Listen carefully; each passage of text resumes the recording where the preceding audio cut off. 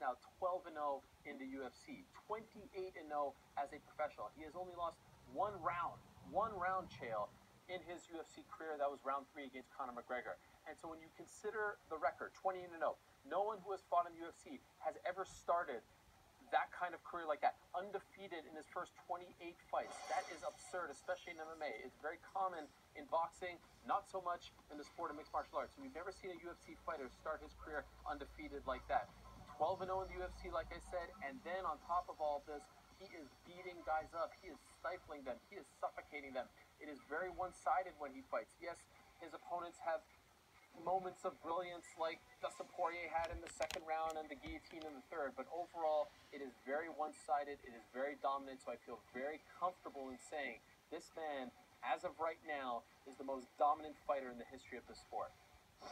Sure, Ariel, don't forget about who he's taken on as well. I mean, this is the absolute best of the best. He had RDA way back on like an undercard that totally gets forgot about, and it was a real one-sided affair. I want to tell you this, though, Helwani, on this topic. I'm not sure we've seen how good he is. I really do mean that. Whenever you have a guy that can go out one-dimensional and do that same skill, rinse and repeat night after night, it creates an illusion in the viewer's mind that that is the only skill he has. By example, do you remember when George St. Pierre would just tackle everybody and make it like a dirty jiu-jitsu match, and everybody said, well, if he ever faces a wrestler where he can't take him down, George's days are done. And then he faced that wrestler. His name was Matt Hughes. George couldn't take him down, so he knocked him out with a head kick. And then we all go, oh my goodness, we had no idea he was so good at the stand-up. I feel that's what we're seeing with Khabib, Ariel. I think that is a misconception. I think that it would be very lazy and very irresponsible to come to the conclusion that he's not a great stand-up fighter should he end up having to stand with somebody. We don't have the evidence, but we've seen him do moments with Al Iaquinta, and he won those moments. We saw him do a moment with Conor McGregor, and he set Conor down, and this is after Conor coming off the heels of Floyd Mayweather not being able to set him down. I'm just saying, Ariel, to your point, yes, he's the most dominant, and I really don't know that we have seen all the skills that he possesses.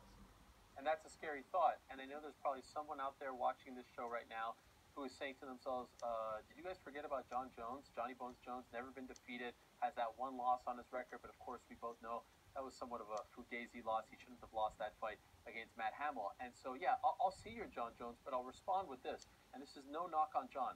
There have been times where Jon has looked invincible. There have been times where Jon has lost rounds. Heck, there have been times where you can argue that Jon lost a fight. Alexander Gustafsson, there are some people who believe he lost to Thiago Santos in his last fight. He has been bloodied. He has been bruised. He has been cut open. None of that has ever happened to Khabib Nurmagomedov. If you look at every picture of Khabib right after his fight, like when his hand is being raised, there is never a mark on his face. There's never a cut, a bloody nose, anything like that. It's very reminiscent of what Cyborg was doing for a long time before she, of course, lost to Amanda Nunes. And so I want people to really understand this. We're not trying to knock Jon Jones here.